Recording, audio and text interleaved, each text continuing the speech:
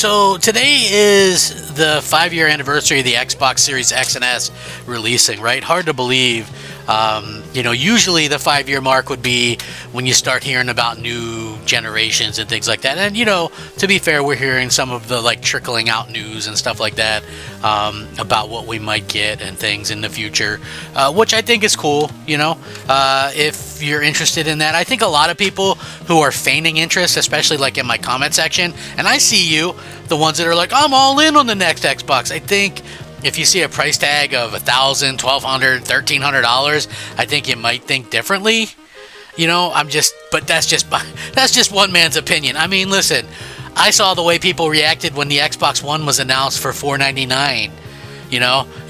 It's and we all remember what happened, right? It's like you had the competing platform releasing for $100 cheaper, and this is going to be a situation where the competing platform is going to release for hundreds and hundreds and hundreds of dollars cheaper, and people think still on the Xbox side that it's a good idea or that something's going to change. But anyway, more to the point, a 5-year anniversary, and listen, I think that this might be the best technical Xbox from a standpoint, but it's also one that Microsoft really lost interest in many years ago. And if you don't believe me, think about it this way. During the FTC trial, we were going to get an Xbox Series X that was going to be cylinder, nicknamed Xbox Brooklyn, and we were also going to get new controllers with haptics. We were finally going to catch up to what PlayStation and Nintendo have, right? Believe it or not, Xbox has the least the least of all the controllers, right? And those all got canceled. There was going to be we never even got a slim version of our consoles. That when has that ever happened where we didn't get an updated version? I mean, the original Xbox didn't get that. The 360 got that. The Xbox One got multiple revisions. The Series X and S didn't get any. I mean, they just painted the X white and took out the disk drive and called it a day. It's unfortunate, but it is what it is. Now, when we kind of look at how things are going now, a year later, it's clear that Microsoft really kind of lost interest in it. And I thought it was interesting because I saw an article that says that, and I'll link it in the description. It says 5 years into hardware generation that has alienated Xbox's core fan base, failed to improve on Xbox One's dismal market share, and is widely considered a debacle. Microsoft swears that it still cares about making Xbox consoles, but what it's working on next barely sounds like a console at all. A very premium, very high-end Windows-based device that has as much, if not more, in common with an enthusiast gaming PC, likely with a price tag to match. Whatever Xbox will be in the future, it probably won't be recognizable as the mainstream console brand that has consistently challenged, if not quite surpassed, PlayStation for the past 24 years. The irony is that this fate has befallen Xbox on the heels of what might be its best console hardware ever, or at least since the ugly but impressive spec beast that launched Microsoft's console initiative in November of 2001.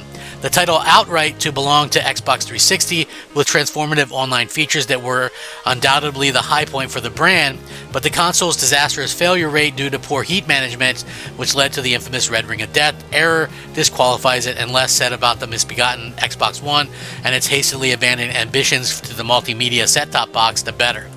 Considered in isolation, the Series X and S are great machines, delivering on the promise of the Xbox One X mid-generation upgrade. Microsoft's engineers and designers hit every mark. The consoles are reliable, fast, and seamlessly easy to reuse. Quick resume, better implemented than PlayStation 5's alternative, is a quality of life feature that genuinely improves the quality of your life. The controllers have been perfected.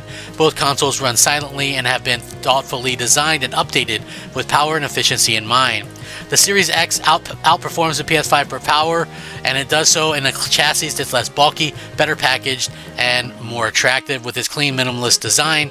Like the PS5 is ultimately something of a disappointment in terms of pure power, delivering neither the frame rate nor the raw 4K resolution, nor the next-gen wow factor for what might have been exciting to players originally. But within the parameters of this underwhelming console generation, it almost makes everything more elegantly than the competition. For Microsoft, a software company that had been playing catch-up to Sony's vast experience in consumer electronics for 2 decades, this represented a kind of triumph. Then there's a Series S. The legacy of this is complicated, but the motivation behind it seemed like foresight, even generosity. Microsoft knew that console prices would not come down this generation. In fact, they've risen, so it moved to keep a low barrier of entry with a no-frills device aimed at 1080p displays. The Series S has obvious compromises in power and storage, but you can't fault Microsoft's engineers for coming up with a genuinely affordable, appealing, simple entry point for next-gen gaming in a gorgeous box about the size of the original PlayStation 2. On the surface, it's a wise move, but again, it appears to have held back some different things. PlayStation was handed an accidental timed exclusive on one of the hottest games of the year when Baldur's Gate 3 couldn't get it working on Series S. Microsoft had to parachute in its own engineers to help. Meanwhile, the PS5 continued to handily outsell the Xbox consoles combined at the same price point as the Series X, suggesting that demand for cheaper alternatives was limited. Perhaps Microsoft's idea was ahead of its time, faced with what looks like an even more expensive console generation next time around. It's easy to see demand for an affordable option increasing. Whether anyone will attempt one after the Series S is another question altogether. If the Series S was a misstep, it's almost insignificant one amid the wider maelstrom of Microsoft's gaming strategy. Before the Xbox Series X and S launched in 2020, Microsoft was already thinking beyond consoles, and it was doing so in ways that all but guaranteed its commitment to a new generation would be half-baked. In-house Xbox games started getting day-and-date PC versions as far back as 2016. I called that out. I said they shouldn't have done it. Game Pass, of course, the ambitious subscription service launched in 2017. Cloud gaming launched in beta in 2019, a year before new consoles came out. Throughout the time as Microsoft sought to build back the humiliatingly fumbled launch of the Xbox One, Xbox executives would tell anyone who would listen about how the audience they were after wasn't just people on consoles, it was everybody with a screen. The other thing those executives were doing was buying studios left and right. In theory, it should have helped the Xbox Series X's cause. Instead, it ended up being kind of ill-advised due to ever-lengthening development times and mismanagement at Microsoft. Gains from most of the new acquisitions didn't materialize for years or at all. The grandest of the pre-Xbox Series acquisitions, Bethesda, was embarrassingly obliged to release 2 timed exclusives for PS5 before it could get around to serving Xbox with the semi-exclusive, and when it did, 2023 Starfield, it was something of a damp squib. Microsoft's ambitions fueled by the pandemic gaming boom only grew. Just over a year into the generation, it was announced its intention to buy Activision. And with its many of the biggest game franchises in the world, including Call of Duty, this was kind of a console war-ending megaton that had been stuff of fanboy dreams for decades. But if this gigantic deal did contribute to the end of the console war, it did so in favor of the other side. In order to appease regulators, Microsoft had to promise to release Call of Duty on rival platforms, including PlayStation. The truth is, it would have come on to that conclusion on its own. As a game publisher, Microsoft was suddenly much bigger than its own platform, Xbox, could even remotely support. A distant third in the console market, the Xbox audience was just too small, and even for a company as rich as Microsoft, there was no time to invest what it had bought in growing it. It had taken a colossal development cost and needed to release games on every platform as quickly as possible in order to draw back some of the maximum amount of sales. This is how Xbox exclusive games died. Forza Horizon 5, arguably the best first-party Xbox game of the generation, was released on PS5 this year, as was Indiana Jones. Soon enough, Starfield will join them. We already know Forza Horizon 6 will come to PlayStation. In a sense, this was inevitable, because Microsoft, is going to do that. So anyway, it's crazy. If Microsoft against the games will eventually come to PlayStation, which still does have exclusives, why buy an Xbox? It's not an easy question to answer. The one remaining Xbox exclusive worth a damn is Game Pass, the subscription service which looms large over much of what Xbox's decisions making, including the Activision Blizzard deal. The vision of an all-encompassing service for gaming content, very much modeled after Netflix, whatever Microsoft execs might say to the contrary, has been an aggressive land grab for Microsoft, perhaps made in anticipation of a cloud gaming future. It's driven many, of course, of people. It's going to be interesting to see how that kind of, where the ceiling is for that. Certainly more so than the Xbox platform has, but we'll see. The result has often looked like a fantastic deal, but only for a certain kind of player who gets through a lot of games every year. That's a market with a ceiling. Everyone plays video games, but most people only play 1, 2, or 3 games a year, rather than moving from one title to the next with TV and film. Game Pass has always been dogged by the question on if it can make economic sense for Microsoft. So after a 50% price hike, it's questionable how good a deal it is anymore and whether it should be worth buying an Xbox for, setting aside the fact that Microsoft would definitely put Game Pass on PS5 if it could. Perhaps you could trace the end of Microsoft's love affair with consoles back to 2014 when it bought Mojang and Minecraft.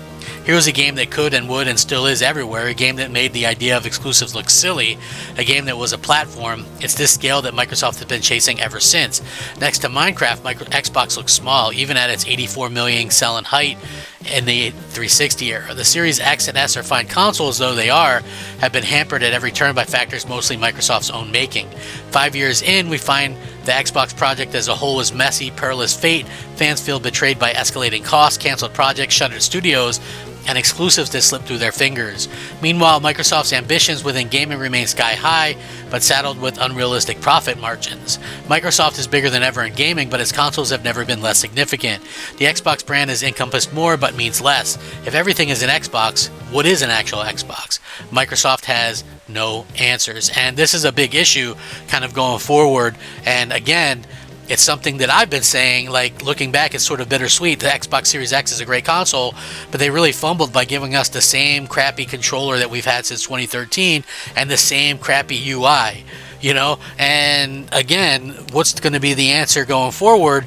Just a full-on Windows operating system that's not going to be even as responsive as the one that we have now.